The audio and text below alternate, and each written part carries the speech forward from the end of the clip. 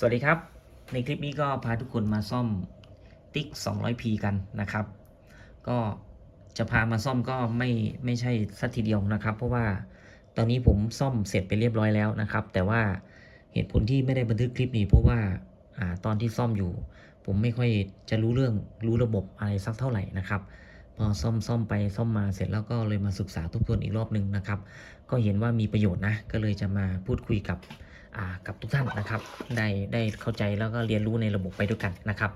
ก็อาจจะไม่ถูกต้องซะทีเดียวทั้งหมด 100% นะครับแต่ว่าก็พอที่จะทำได้เป็นแนวทางนะครับเครื่องนี้เป็นเครื่องติ๊กนะครับแล้วก็เป็นเครื่อง MMA ด้วยมี2ระบบนะครับถ้าพิจารณาจากหน้าเครื่องนะต้องขออนุญาตนะครับตรงนี้นะตรงนี้ก็จะเป็นโหมดในการเลือกใช้งานนะครับด้านบนเนี่ยก็จะเป็นสัญลักษณ์ในการใช้งานติ๊กนะครับตรงนี้ก็จะเป็น MMA นะครับก็เป็นสวิตช์กดเลือกนะครับตรงนี้ก็จะเป็นวอลลุ่มที่ใช้ในการหมุนปรับกระแสนะครับตรงนี้ก็จะเป็นวอลลุ่มในการผมถามเพื่อนนะเขาเรียกว่าโพสแก๊สอะไรประมาณนี้นะก็คือปรับหน่วงเวลาในการเปิดวาล์วแก๊สอะไรต่างๆนะครับ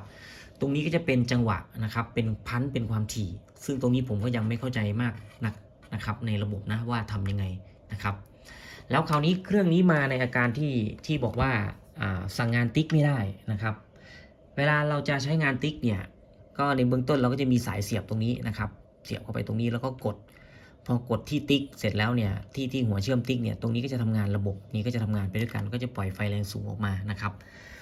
แต่ว่าคราวนี้เราก็มาดูเครื่องทั่วไปนะครับเครื่องนี้ก็จะเป็นลักษณะเครื่อง3บอร์ดนะครับที่ผมที่ถืออยู่ตรงนี้ก็คือบอร์ดบนนะไอตัวเมนบอร์ดนะครับซึ่งเครื่องไหนที่เป็นติ๊กนะครับเครื่องไหนที่เป็นติ๊กเราจะสังเกตเราจะเห็นได้ว่าจะมีคอนเนคเตอร์จุดนี้ต่อออกมานะครับซึ่งสายตรงนี้ก็จะเป็นสายไฟแรงสูงนะครับก็เหมือนกับตรงนี้เหมือนกันเป็นชุดเดียวกันนะครับไอ้สายชุดนี้นะครับก็จะส่งมาที่หม้อแปลงข้างล่างนะครับซึ่งเป็นหม้อแปลงความถี่สูงนะครับชุดนี้ก็อาจจะเรียกว่าชุดติ๊กก็ได้นะครับหรือว่าชุดไฮโวลต์นะซึ่งเราเห็นเนี่ยเราก็จะเห็นตัวฟ้าอยู่ข้างในนะครับก็คือเป็นรีเลย์นะก็จะมีการระบบตัดต่ออีกทีนึงนะครับ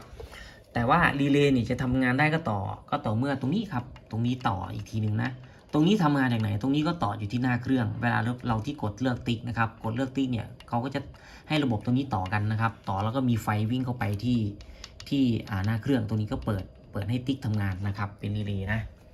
แล้วคราวนี้นะครับระบบต่างๆเนี่ยก็จะถูกสั่งงานนะครับจากขา8ของ SG3525 เจ้าตัวขา8นะครับก็จะต่อลงไปที่บอร์ดล่างแต่ว่าเครื่องนี้พิเศษตรงที่ว่าเขามีอีกหนึ่งระบบขึ้นมานะครับขา8นี่จะไม่ต่อโดยตรงนะจะไม่ต่อโดยตรงจากตรงนี้จะต่อเข้าที่ทรานซิสเตอร์ตัวนี้แล้วจากนั้นเนี่ย IC ตัวนี้ครับ IC ตัวนี้จะทำหน้าที่เป็นตัวสั่งการอีกทีหนึ่งนะครับจะให้เปิดติดหรือว่าจะให้หน่วงเวลาอะไรต่างๆของแก๊สนะครับก็จะผ่านระบบ IC ตัวนี้ถามว่าเครื่องนี้เสียอะไรเสีย1นะครับ1จุดที่เสียก็คือ IC ตัวนี้นะครับที่ผมใส่ซ็อกเก็ตไว้ตรงนี้นะเพราะว่าหลังจากที่ผมซ่อมได้แล้วผมก็ศึกษาระบบของเขานะครับ2นะครับเสียที่ออฟแอมเสียที่ออปโต้ตัวนี้ครับออปโต้ตัวนี้ช็อตติ๊กก็เลยทำงานไม่ได้นะครับพอเปลี่ยนออปโต้ตัวนี้เสร็จก็สั่งงานติ๊กก็ยังไม่ได้เพราะว่าเวลาเราสั่งงานติ๊กเนี่ย IC ตัวนี้จะไม่ปล่อยแรงดันออกมานะครับก็ทำงานไม่ได้เป็นออฟแอมนะครับเป็น LM324 IC ตัวนี้นะครับแล้วก็จากนั้นนะครับเราก็จะมาทำการเรียนรู้ระบบในส่วนของตัววงจรกันน่าจะเข้าใจกันมากขึ้นนะครับเพราะว่าผมก็เขียนแล้วก็จับวงจรนี้ออกมานะครับโดยสังเขปนะอาจจะไม่ 100% แต่ว่าพอได้เรียนรู้ระบบหลักการทั่วไปเผื่อมีใครที่จะได้ซ่อมเครื่องลักษณะแบบนี้นะครับแล้วก็เป็นเครื่องที่แบบมีติ๊กหรือว่าเป็น MMA ก็อาจจะมีนะครับก็อาจจะได้เป็นแนวทางไปนะครับเดี๋ยวเราไปดูในส่วนของวงจรกันนะครับโอเคครับคราวนี้เรามาต่อกันในส่วนของตัววงจรกันบ้างนะครับวงจรเนี่ยผมก็ใช้มิเตอร์จิ้มวัดแล้วก็เขียนเป็นลักษณะวงจรออกมานะครับจากตัวนี้นะจากจุดนี้นะครับ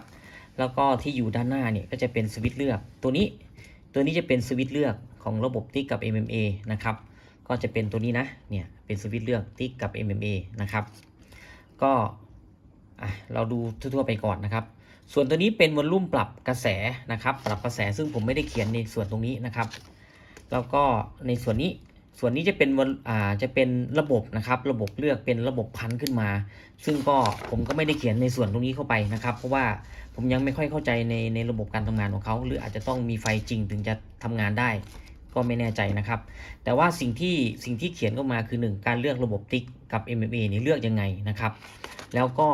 มี VR ตรงนี้เป็นไทม์เมอร์อยู่ตรงนี้นะครับก็คือ VR ตัวนี้นะครับตัวนี้นะก็เดี๋ยวการทดลองจริงๆเนี่ยเราจะได้เห็นชัดเจนนะครับตอนนี้ระบบเขาวิ่งมายังไงจากระบบนะครับจากระบบนะเราก็จะอ้างอิงกันไปนะครับก็ตัวนี้จะเป็นแผงตั้งตัวนี้เป็นแผงตั้งนะครับเป็นแผงตั้งก็คือเป็นPWM นะครับโมดูลนะครับ SG 3525ที่ผมจำลองขึ้นมาตรงนี้นะข้างนอกเนี่ยเป็นพินที่18นะครับข้างในก็คือ IC SG 3525ตามรูปตรงนี้เลยนะเนี่ยก็คือ IC SG 3525ขา8ตัวนี้ครับขา8ตัวนี้นะขา8ตัวนี้จะวิ่งทะลุลงมาที่บอร์ดด้านล่างก็คือที่พินตัวนี้นะครับก็คือพิน18นะครับเจ้าตัวขา8เนี่ยครับจะทะลุลงมาที่พิน18จากนั้นเนี่ยเขาจะวิ่งมาที่ทรานซิสเตอร์1ตัวนะครับก็คือตัวนี้นะทรานซิสเตอร์ตัวนี้จะทำหน้าที่นะครับถ้าทำหน้าที่ดึงสัญญาณขา8ลงกราวนะครับจะเป็นสวิตช์นั่นเองนะครับแล้วทรานซิสเตอร์ตัวนี้ถูกควบคุมได้สั่งงานโดย2ส่วนครับส่วนที่1จากออฟแอมตัวนี้นะครับจากออฟแอมตัวนี้จากขา7ของออฟแอมก็คือเอาพุทนะครับจากขานี้นะถ้าขา7 off amp เนี่ยหรือว่ามีไฟปกติเนี่ยเขาจะมีไฟ24โวลต์ต่อเข้ามาตรงนี้จะอยู่ประมาณสัก5โวลต์หรือ10โวลต์โดยประมาณนะครับแล้วก็จะมีแรงดันเข้ามาที่ทรานซิสเตอร์ตัวนี้ตลอดเพราะฉะนั้นเวลาที่เราต่อระบบเข้ามาทุกอย่างเนี่ยเราเปิดเครื่องทันทีเนี่ยถ้าเราเลือกมาที่ระบบติ๊กนะครับระบบติ๊กอย่างนี้นะระบบติ๊กอย่างนี้ทรานซิสเตอร์ตัวนี้จะทำงานตลอดนะครับถ้าทรานซิสเตอร์ตัวนี้ทำงานหมายความว่าอะไรหมายความว่าไฟ 4.8 โวลต์ตัวนี้จะถูกดึงลงกราวครับจะถูกดึงลงกราวอย่างนี้นะไฟตรงก็หายเป็น0โวลต์ระบบก็ไม่ทำงานนะครับแต่เมื่อไหร่ที่เราเลือกระบบติ๊กแล้วนะครับระบบติ๊กเลือกปั๊บเนี่ยถ้าเรากดสวิตช์หน้าตู้ตรงนี้นะครับผมกดเลือกไอ้เจ้าสวิตช์ตัวนี้เนี่ยตัวนี้นะครับก็คือตัวนี้แหละไอ้3ตัวนี้กดเลือกปั๊บนะครับเขาก็จะช็อตขาตรงนี้ลงนะครับไอ้ขาที่ต่ออยู่กับออฟแอมเนี่ยนะครับช็อตขาตัวนี้ลงกล่าวไปแล้วก็จะมีสวิตช์อีก1อันที่เลือกขึ้นมานะครับสวิตช์ตัวนี้จะไปที่รีเลย์นะอันนี้เรายังไม่คุยกันนะครับหลังจากนั้นเนี่ยเขาก็จะเกิดการสแตนบายนะครับสแตนบายหมายความว่าไฟไฟ 4.8 โวลต์จะถูกดึงลงกล่าวครับถูกดึงลงกล่าวโดยมีไฟชุดนี้เข้ามาครับไฟ24โวลต์วิ่งเข้ามาด้านนี้นะครับจะวิ่งเข้ามาอยู่ตลอดอยู่แล้วตัวนี้จะวิ่งเข้ามาตลอดนะครับวิ่งเข้ามาตลอดเวลาเลยเราจะทำการเลือกติ๊กหรือไม่เลือกติ๊กก็ช่างตัวนี้จะมีไฟวิ่งมาตลอดหมายความว่าทรานซิสเตอร์ตัวนี้ทำงานอยู่ตลอดเวลานะครับพอเราเลือกระบบติ๊กปั๊บทรานซิสเตอร์ตัวนี้ก็ทำงานอยู่แล้วนะครับจากนั้นครับการที่จะสั่งให้ติ๊กทำงานได้เนี่ยติ๊กทำงานได้หรือไม่ได้ถ้าเกิดติ๊กทำงานได้หรือ MMA ทำงานได้ไฟขา8นี่จะต้องมีครับเพราะฉะนั้นเราสังเกตเห็นตรงนี้นะครับตรงนี้คือหน้าเครื่องที่เสียบสายติ๊กเข้าไปนะครับตรงนี้จะเป็นสวิตช์กดพอสวิตช์กดนะครับเรานึกภาพนะพอสวิตช์กดไฟ24โวลต์เนี่ยจะวิ่งอาจจะผ่าน R มาสัก2ตัว3ตัวนะครับไฟ24โวลต์เนี่ยจะวิ่งมาที่ทรานซิสเตอร์ตัวนี้นะครับทรานซิสเตอร์ตัวนี้ก็จะทำหน้าที่ดึงให้ทรานซิสเตอร์ตัวนี้ลงกราวครับอันนี้คือ Q1 แล้วกันอันนี้คือ Q2 นะครับตอนนี้ก็คือ Q2 เนี่ยยังทำงานอยู่ตัวนี้อาจจะต่อ R ต่ออะไรนะครับ Q2 นี่จะทำงานอยู่ตลอดเวลาเพราะว่าไฟ24โวลต์จะวิ่งมาตรงนี้นะครับวิ่งมาตรงนี้เขาก็ออฟอยู่ตลอดเวลาเขาจะดึงไฟ12โวลต์นี่ลงกราวตลอดนะครับแต่เมื่อไหร่ที่เรากดที่หน้าเครื่องติ๊กไอ้ตัวนี้นะครับไอ้ตรงนี้นะก็คือตรงนี้นะครับนี่ตรงนี้นะเนี่ยเมื่อไหร่ที่เราช็อตหน้าเครื่องหรือกดสวิตช์นะครับกดสวิตช์ปั๊บ Q1 จะทำงาน Q1 ทำงานเกิดอะไรขึ้นเขาจะดึงไฟ24โวลต์ตัวนี้ลงกราวครับพอดึงลงกราวเสร็จเนี่ยเขาจะทำให้ตัวนี้ทำงานครับตัวนี้ไม่ทำงานเขานี้เพราะว่า Q1 ทำงานถ้า Q1 ทำงาน Q2 ไม่ทำงานถ้าเกิด Q2 ไม่ทำงานครับไฟ12โวลต์ก็จะโผล่ขึ้นก็จะไม่ถูกดึงลงกราวนะไฟ12โวลต์จะมีไฟขึ้นนะครับไฟพอมีไฟขึ้นเกิดอะไรขึ้นไอ้ไฟ10กว่าโวลต์12โวลต์จะวิ่งมาที่ออฟแอมป์ครับออฟแอมป์เข้าที่ขา10ครึ่งขานี้เป็นบวก เมื่อบวกเข้ามากกว่าลบนะเมื่อบวกเข้ามากกว่าลบออฟแอมก็ทำงานครับออฟแอมก็จะมีไฟขึ้นมา10โวลต์เจ้าตัว10โวลต์นี่แหละครับประเด็นที่1เจ้าตัว10โวลต์เนี่ยก็จะวิ่งผ่านมาที่วอลลุ่มไทม์เมอร์หน้าเครื่องตัวนี้เวลาที่เราเปิดวอลลุ่มมากๆเนี่ยเวลาที่เรากดเชื่อมติ๊กเสร็จเรียบร้อยเนี่ยไอ้แก๊สตรงเนี้ยโซลินอยด์วาล์วตรงเนี้ยจะทำงานอยู่พักหนึ่งครับตามเวลาที่เราตั้งไว้นะครับก็คือตัวนี้นะแล้วก็จะมีไฟวิ่งเข้ามาไฟ10โวลต์ตัวนี้วิ่งไปไหนบ้างก็จะวิ่งมาที่ขา3แล้วก็หลักๆวิ่งมาที่ขา6ครับขา6นี่คือพระเอกของเรา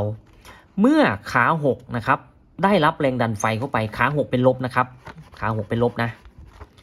ขา5นี่เป็นบวกปัจจุบันตอนนี้ก่อนที่เราจะกดตรงนี้นะครับจะมีแรงดันพุ่งออกมาอยู่ตลอดก็คือแรงดันตรงนี้มา1ชุดนะครับแล้วก็แรงดันตัวนี้เสริมเข้ามาอีก1ชุดเพราะฉะนั้นทรานซิสเตอร์ตัวนี้ทำงานอยู่ตลอด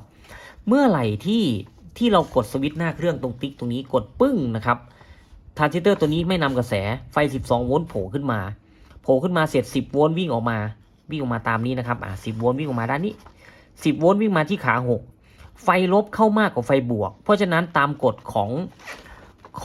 ออฟแอมนะครับออฟแอมตัวนี้เป็นออฟแอมไฟเลี้ยงเดี่ยวเพราะฉะนั้นแรงดันที่ออกจะออกเป็น0โวลต์เมื่อแรงดันออกเป็น0โวลต์จะทำให้แรงดันตรงนี้หายไปนะครับไอ้ที่หายเนี่ยผมไม่ทราบว่าหายได้ยังไงเพราะว่ามีวงจรที่ซับซ้อนอยู่นะครับแต่ให้เราเข้าใจว่าเมื่อขานี้เป็นลบนะครับจากที่เคยเป็นไฟบวกออกมาจะกลายเป็น0นะครับจะทำให้ไฟตรงนี้หายเมื่อไฟตรงนี้หายนะครับไฟตรงนี้หายนะไฟตรงนี้หายเสร็จเป็น0โวลต์ทรานซิสเตอร์ไม่ทำงานครับทรานซิสเตอร์ไม่ทำงานกรณีที่เรากดติ๊กนะทรานซิสเตอร์ไม่ทำงานเมื่อทรานซิสเตอร์ไม่ทำงานครับไฟ4.8โวลต์ก็โผล่ขึ้นเมื่อโผล่ขึ้นมานี่ SG325ทำงานได้ก็ผลิตสัญญาณพันออกไปแล้วก็มีไฟเชื่อมหน้าตู้ออกมานี่คือกระบวนการของการทำงานติ๊กนะครับแล้วสวิตช์อีกอันนึงที่เรากดตรงนี้นะครับเรากดเข้าไปพร้อมกันนะเนี่ยเรากดดูตรงนี้นะครับสวิตช์นี่มี2ทางมี2ข้างนะครับลักษณะนี้นะอีกข้างนึงเนี่ยเขาจะต่อเหมือนกันนะครับอีกข้างนึงเขาต่อเหมือนกันนะอีกข้างนึงเนี่ยก็คือตัวนี้ครับผมไม่ได้ให้ดูนะอีกข้างนึงเขาจะต่อคู่ตรงนี้นะเขาจะต่อคู่ตรงนี้เขาจะต่อตรงไหนเราดูตรงนี้ครับอีกข้างนึงเมื่อเรากดติ๊กเนี่ยเขาจะต่อตรงนี้ให้ช็อตกันครับไอ้สีแดงตรงนี้เขาจะต่อกับตรงนี้ครับพอต่อช็อตกันเสร็จเขาจะทำให้ระบบตรงนี้ครบวงจรครับแล้วก็ทำให้รีเลย์เปิดตรงนี้จะเป็นตัวสั่งรีเลย์ข้างใต้ติ๊กตรงนี้นะครับในแผงติ๊กตรงนี้ให้เปิดนะพอเปิดเสร็จไฟแรงสูงที่มาจากไอ้จุดเนี้ยไฟแรงสูงที่มาจากจุดนี้ก็ทำงานได้ครับประมาณนี้นะนี่คือระบบติ๊กนะครับแล้วถ้าเป็นระบบ MMA บ้างMMA นะครับ MMA เนี่ยถ้าผมกดมาตรงนี้นะกดมาตรงนี้ต่อนะครับอันนี้คือ MMA ไฟ12โวลต์เนี่ยจะวิ่งผ่านที่ออโต้ตัวนี้อยู่ตลอดเวลานะครับแต่ไม่สามารถที่จะส่งแรงดันส่งแสงออกไปด้านนี้ได้ตรงนี้มีไฟนะครับตรงนี้มีไฟประมาณ10โวลต์มีไฟ10โวลต์ไอไฟ10โวลต์ตัวเนี้ยก็ไหลมาที่ทรานซิสเตอร์ตัวนี้ครับอยู่ตลอดเวลานะตรงนี้ครับถ้าเรากดมาที่ MMA กดปึ้งเมื่อไหร่เนี่ยเขาจะทำให้ LED ตัวนี้นะครับที่ออโต้ตัวนี้ครบลงกล่าวครับครบลงกล่าวนะครบลงกล่าวทำงานได้ก็คือเปล่งแสงออกไปพอเปล่งแสงออกมาเสร็จเกิดอะไรขึ้นครับเขาจะดึงแรงดันที่อยู่10โวลต์ตรงนี้ดึงให้ลงกล่าวเลยครับไฟทั้งหลายทั้งมวลที่อยู่แถวเนี้ยดึงลงกล่าวไปหมดทรานซิสเตอร์ตัวนี้ก็ได้0โวลต์ครับพอ0โวลต์ทรานซิสเตอร์ตัวนี้ก็ไม่ทำงานครับไฟที่ขา8ก็โผล่ขึ้นเป็น 4.8 โวลต์นี่คือกระบวนการทำงานของเครื่องนี้นะครับของเครื่องนี้นะที่มีความสลับซับซ้อนขึ้นมาเพิ่มขึ้นมาคือ1มีออโต้2มี LM 324ขึ้นมานะครับแล้วตัวนี้เกิดอะไรขึ้นสมมุติถ้าผมมาที่ติ๊กมาที่โหมดติ๊กนะผมกดที่โหมดติ๊กกดปึ้งนะครับกดช็อตหน้าตู้ตรงนี้ทรานซิสเตอร์ตัวนี้ไม่ทำงานมีผลให้12โวลต์โผล่ขึ้น12โวลต์วิ่งเข้าที่ขาบวกของออฟแอมบวกเข้ามากกว่าลบเพราะฉะนั้นตรงนี้เขาจ้ำกันนะครับเพราะฉะนั้นไฟบวกเข้าไป10โวลต์พุ่งออกมาผ่านไทม์เมอร์นะครับ10โวลต์พุ่งออกมาเสร็จวิ่งไปที่ขา6เป็นลบครับเป็นลบเสร็จทำให้สถานะออฟแอมตัวนี้เป็น0โวลต์0โวลต์ดึงไฟลงกราวหมดไฟหายนะครับไฟหายเป็น0โวลต์ทรานซิสเตอร์ทำงานได้แล้วพอเราเลิกใช้ติ๊กคราวนี้พอเราเลิกใช้ติ๊กจะมีวอลลุ่มตัวนี้เป็นไทม์เมอร์ครับแรงดันนะครับเขาจะใช้ไทม์เมอร์ ในการส่งไฟไปให้ทรานซิสเตอร์ให้คาปาซิเตอร์ตัวนี้ครับคาปาซิเตอร์ตัวนี้จะเก็บประจุครับเวลาที่เรากดติ๊กเสร็จเรียบร้อยเราไม่ใช้งานติ๊กนะครับคาปาซิเตอร์ตัวนี้จะดิสชาร์จได้เร็วหรือได้น้อยเนี่ยจะคายประจุมากหรือเร็วเนี่ยจะขึ้นอยู่กับ VR ตัวนี้ครับถ้า VR ตัวนี้หมุนมากความต้านทานสูงขึ้นการคายประจุของคาปาซิเตอร์ตัวนี้ก็น้อยลงครับคือเขาจะทำงานเขาจะยังทำงานอยู่เขาจะค่อยลดระดับลงจากสมมุติตรงนี้10โวลต์เขาจะลดไปถึง0โวลต์ค่อยๆลดลงนะครับ